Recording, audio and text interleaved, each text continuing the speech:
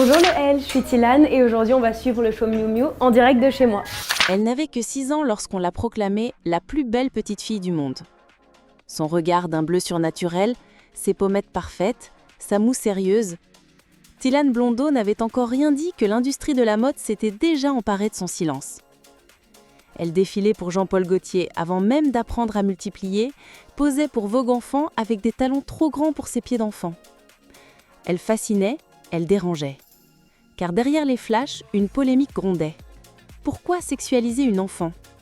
Pourquoi la faire poser comme une femme alors qu'elle n'était encore qu'une élève de CE1 ? Des titres de presse s'insurgeaient, tandis que d'autres voyaient en elle la future icône française. Et pendant que le monde se disputait son image, Tilane, elle, grandissait sous l'œil scrutateur des adultes, dans une bulle trop brillante, trop bruyante, trop étroite. On l'avait mise sur un piédestal si tôt qu'il ne restait plus beaucoup d'espace pour trébucher. Mais que devient une enfant star quand elle cesse de plaire ? Quand le monde oublie le visage qu'il avait tant adulé ? Cette histoire n'est pas celle d'un conte de fées, c'est celle d'un mirage, d'une bataille et d'une renaissance inattendue. Tilane Léna Rose Loubry Blondeau naît le 5 avril 2001 à Aix-en-Provence, dans une maison baignée de lumière et d'ambition. Son père, Patrick Blondeau, ancien footballeur professionnel, incarne la force tranquille. Sa mère, Véronica Loubry, animatrice télé et ancienne mannequin, incarne le rêve. Dès la naissance, Tilane n'est pas une enfant comme les autres. Elle porte en elle la génétique d'un monde où l'apparence est une monnaie. À 3 ans, on la repère. Pas dans la rue, pas par hasard, mais dans l'entourage de sa mère. Le réseau de Véronica ouvre déjà des portes, et Tilane, sans le vouloir, les franchit avec une aisance troublante. Elle n'a pas le temps de construire une enfance normale. Pas de boue sur les genoux, pas de goûter oublié. À 4 ans, elle défile pour Jean-Paul Gaultier. À 6 ans, son visage envahit les écrans, les couvertures de magazines. Mais derrière ce conte de fées moderne, il y a un paradoxe glaçant. Tilane vit dans un monde d'adultes, dicté par des objectifs photos, des horaires de vol, des séances de maquillage. On ne lui demande pas ce qu'elle veut être plus tard, on le décide pour elle. Chaque regard posé sur elle est une projection, une attente, un fantasme. Et dans cet océan de jugement, l'enfant apprend à se taire, à sourire quand il faut, à se tenir droite comme une statue. Son quotidien est un mélange d'école entre 2 shootings et de révisions dans les loges. Elle ne connaît pas les longues journées au parc ou les confidences entre copines au téléphone. Même ses anniversaires ressemblent à des opérations de communication. Une photo, un gâteau, un sourire parfait. Véronica, sa mère, joue un rôle central. Elle est à la fois protectrice et propulseuse. Elle l'accompagne partout, contrôle l'image, défend sa fille bec et ongles. Mais cette omniprésence est doublement tranchante. Dans le monde de la mode, la frontière entre mère et manager s'efface rapidement.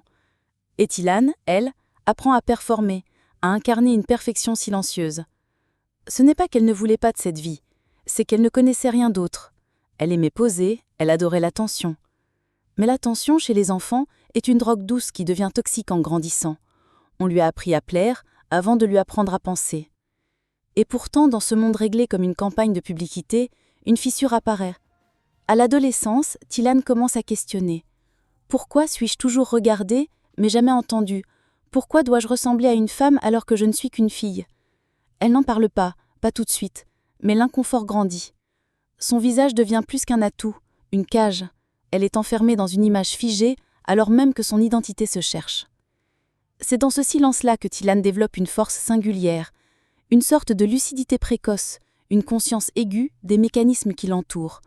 Elle sait qu'elle est un produit, mais elle commence tout doucement à rêver d'être autre chose. Pas seulement une image parfaite dans un cadre doré. Peut-être une créatrice, une voix. Ce n'était pas une révélation. Ce n'était pas non plus un miracle.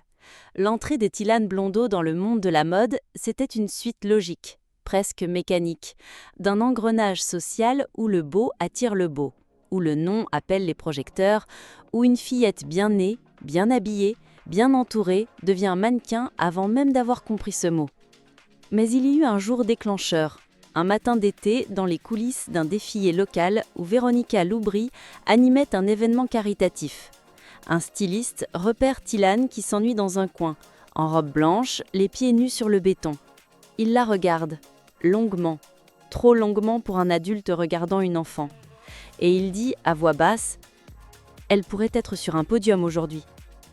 Ce jour-là, Tilan a 4 ans. Et sans vraiment le savoir, elle vient de signer avec le destin. Sa première séance photo professionnelle a lieu quelques semaines plus tard. Une lumière douce, une robe trop grande, un sourire figé. Elle ne comprend pas pourquoi les adultes se taisent soudain quand elle entre dans la pièce, ni pourquoi sa mère devient si nerveuse à l'approche de l'objectif. Mais elle joue le jeu. Elle regarde la caméra, et la caméra tombe amoureuse. À 6 ans, elle défile pour Jean-Paul Gaultier, un événement présenté comme une fierté nationale. Une enfant française jolie comme un tableau Renaissance, marchant avec la prestance d'une adulte. Les flashs crépitent, les médias applaudissent, puis les photos tournent sur Internet. Et la tempête commence. Car si les professionnels de la mode acclament la baby muse, l'opinion publique, elle, s'enflamme. Les forums débordent de débats. Est-ce normal? Est-ce sain? Des voix s'élèvent contre la sexualisation précoce de cet enfant. Les mots sont durs. Poupée érotisée, proie médiatique, enfance sacrifiée. Véronica, en mère louve, prend la parole. Ma fille est heureuse. Elle s'amuse. Ce sont les adultes qui sexualisent ce qu'ils voient. Elle n'a pas entièrement tort, mais le mal est fait. Tilan, elle, ressent le décalage. D'un côté, les studios la célèbrent. De l'autre, on la regarde avec suspicion. Elle commence à comprendre qu'un simple regard peut provoquer une guerre idéologique. Puis vient l'appel de Vogue Enfant. L'occasion rêvée. Une série de clichés glamour inspirés des femmes fatales avec une enfant de 10 ans en talons aiguilles et rouge à lèvres. Le scandale éclate. International. CNN, The Guardian, Le Monde, le nom de Tilan est partout. Pourtant, elle ne se plaint pas, elle ne dit rien, elle continue de poser. Car elle aime ça, sincèrement. Elle aime l'énergie des studios, l'attention des maquilleuses, la musique dans les backstage, le frisson du clic et d'un appareil photo. Elle aime aussi faire plaisir à sa mère. Mais dans fond d'elle, une question sourde grandit. Pourquoi doit-elle toujours être une image ? Pourquoi n'a-t-elle jamais le droit d'être floue, fatiguée, imparfaite ? Loin des projecteurs, dans les moments de calme, Tilan écrit. De petits mots dans un carnet rose, des idées de vêtements, de couleurs, de matières. Elle griffonne des croquis. Elle ne veut pas seulement être photographiée, elle veut créer, décider, choisir. À l'adolescence, cette intuition devient conviction. Elle commence à dire non, à refuser certains projets, à affirmer son goût, son style. Elle découvre qu'elle a une voix, et que cette voix jusqu'ici, personne ne l'avait vraiment écoutée. À 13 ans, Tilan Blondeau n'est tout simplement la plus belle petite fille du monde. Elle est devenue une muse adolescente, une énigme marketing, un phénomène social. Sa beauté n'a pas fané avec l'enfance. Au contraire, elle s'est affinée, densifiée, comme si l'adolescence avait sculpté un marbre déjà parfait. Les grandes maisons le remarquent. Très vite. En 2015, elle signe avec IMG Models, l'une des agences les plus influentes de la planète. Elle n'a que 14 ans. Et déjà, L'Oréal, Dolce & Gabbana et Chanel lui tendent la main. Ce ne sont plus des contrats enfantins, ce sont des campagnes globales avec des budgets à 6 chiffres. Les projecteurs se braquent à nouveau, mais cette fois-ci, elle est prête. À Cannes, elle fout le tapis rouge avec une grâce qui défie son âge. Les photographes murmurent « Elle marche comme une adulte, mais on sent encore l'enfant dans son regard ». C'est ce paradoxe qui fascine. Lors de la Fashion Week de Milan, elle ouvre le défilé Dolce & Gabbana Teen avec une prestance qui fige la salle. Robe baroque, couronne dorée, démarche assurée. Le public applaudit debout. Les critiques écrivent qu'elle est née pour la scène comme une actrice silencieuse du tissu et de la lumière. Mais au sommet, l'air devient plus mince. Tilan est partout. Et donc, nulle part. Elle enchaîne les shootings, les interviews, les événements de marque. Elle devient le visage de L'Oréal, posant aux côtés d'icônes comme Dodson Crowes ou Eva Longoria. Un rêve sur papier glacé. Mais dans la réalité, elle court. Toujours. Dans les backstage, elle commence à ressentir une fatigue étrange. Pas physique, une fatigue d'image. Une lassitude de devoir toujours être belle. On entend des phrases comme « souris un peu plus » ou « des cernes se voient, fais attention ». On ne lui parle pas, on parle à ce que son visage représente. Et puis vient Instagram. Le monde entier peut maintenant commenter sa vie, son corps, sa manière de s'habiller. Certains la vénèrent, d'autres la déchirent. Un jour, une photo en bikini déclenche une vague de haine. Trop sexy pour son âge, mauvais exemple pour les jeunes filles, où sont les parents ? Elle a 16 ans. Elle répond calmement « Ce que je poste, c'est mon choix. Si vous y voyez autre chose, c'est votre regard qu'il faut interroger. Cette phrase sobre mais tranchante marque un tournant. Tilan n'est plus seulement une image, elle commence à devenir une voix. Dans une interview pour Vanity Fair, elle confie « J'ai grandi sous les flashs. Aujourd'hui, je veux apprendre à m'éclairer moi-même. » Elle collabore avec des marques de vêtements, participe à des campagnes où elle choisit ses looks, donne son avis sur le stylisme. Certains stylistes la trouvent difficile, d'autres impressionnante pour son âge, mais tous reconnaissent son œil. C'est aussi pendant cette période qu'elle commence à dessiner plus sérieusement. Elle rêve d'une ligne de vêtements à son image, jeune, libre, sans sexualisation inutile.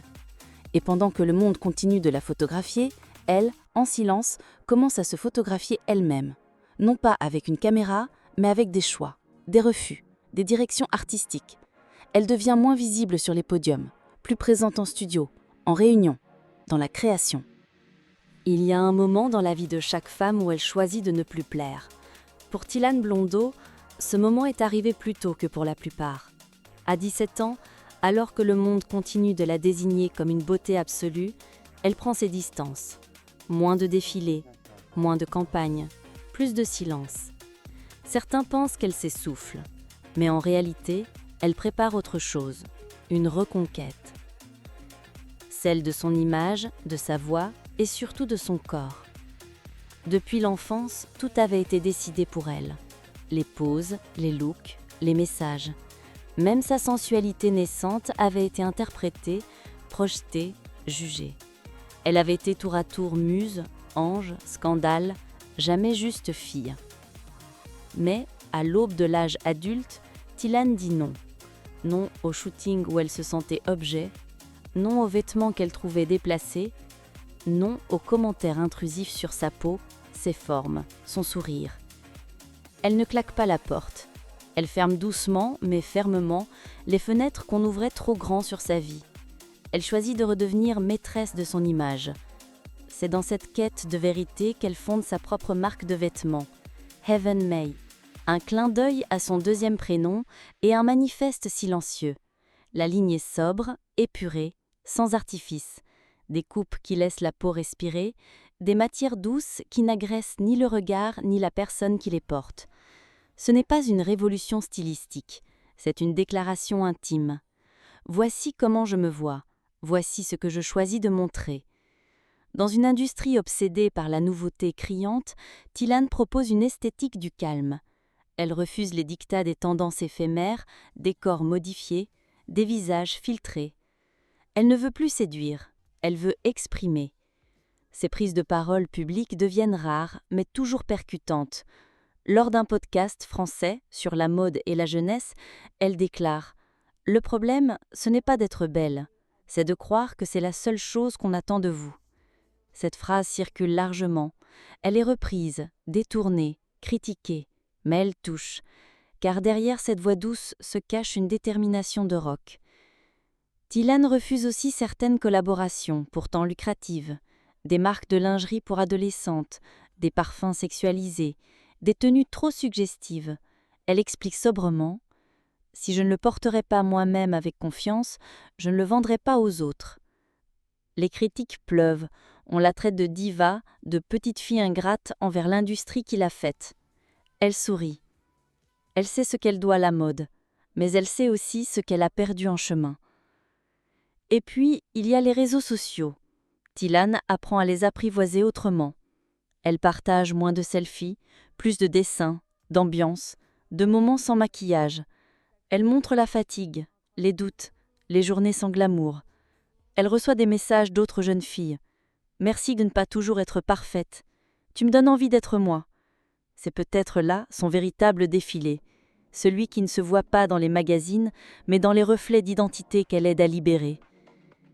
Tilan n'a pas quitté la mode, elle l'a simplement redéfinie à sa mesure. Et ce refus de la conformité, ce silence ferme mais doux, est devenu sa signature la plus forte.